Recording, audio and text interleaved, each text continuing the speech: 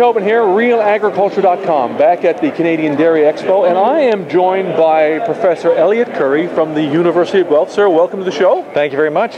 Hey, you just talked to the group of producers in the education series here and answered the age-old question: which is the best dairy breed? And you lived to tell about it. Yes, it was a little bit skeptical about the potential results or responses by some, how shall we say, fervent believers in one breed over another. But you're standing here with me. I'm still here, because I was trying to be as reasonable as possible.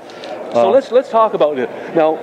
Before we get to the answer, tell us a little bit about your research, the objectives, and how it came together. You had a lot of stuff to consider first. Yeah, we had to basically come up with 7 breeds across Canada, the 2 big ones, of course, being Jersey and Holstein, and Brown, Swith, Guernsey, Ayrshire. We went through all 7 breeds, and then we had to figure out what's the basis. How do we compare one breed? So we decided that the best way would be, say, let's look at a whole farm, because nobody just runs an operation on one cow. Right. So we came up with a standard size farm, 90 kilos of quota, and then we built the herds around that.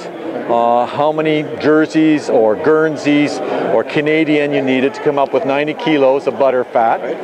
And then that drove how much revenue we had, plus the protein, and used the Canadian Dairy Network, Dairy Herd Improvement numbers, the different breed industry numbers, and came up with the revenue. And then we went back and came up with, okay, how much investment do we have?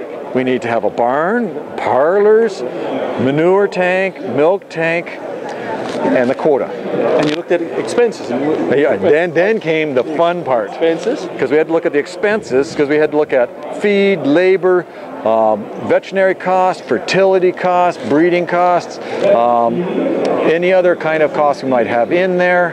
So it was an exhaustive look at all the expense and everything that comes in. So the bottom line, at the end of the day, the winner is? The winner is, you're waiting?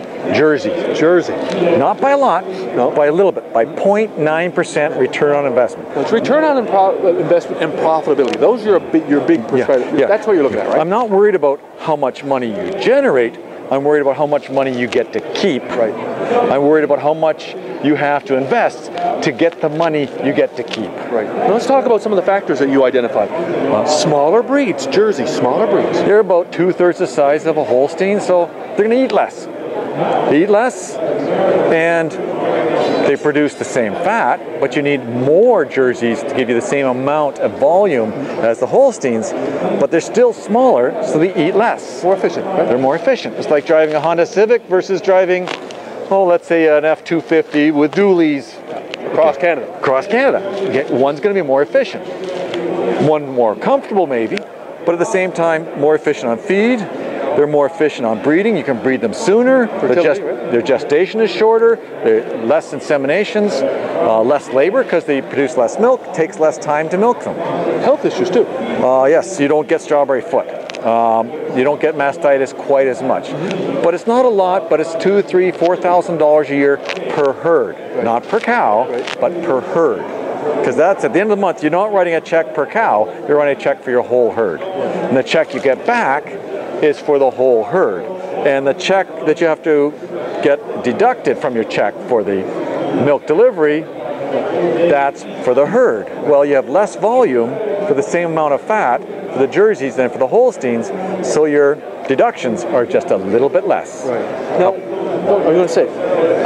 Now you're going to be, farmers are going to be able to use this information, right? All your work, because you are developing a tool. Tell us about that, where farmers can do the math for themselves and make some decisions. So the idea is we're taking the spreadsheets we have and make them manageable for anybody to walk in and say, this is where I am, this is how much my land is worth, but ultimately, if I want to go for 50 kilos, 120 kilos, how many kilos a quota, and then by breed, select your herd and put in your numbers to see how it flows out.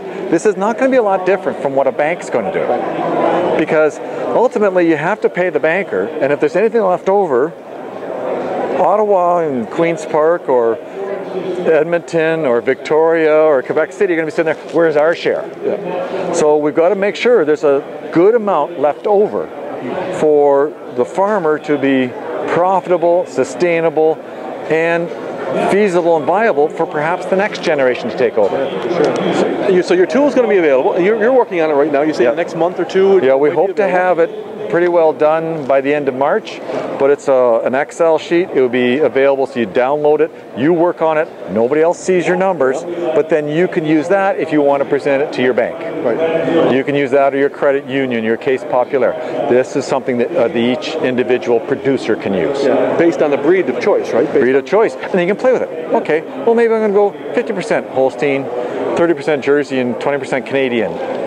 For whatever reason. Yeah. But what kind of herd? And that's why you're going to get the herds of 75 Holsteins and 5 Jerseys. Now, where are some producers, is it going to be released publicly? The plan is to make it available to everybody. If you want to have it online, and then you walk in, online, dial in, so basically almost anybody can get it.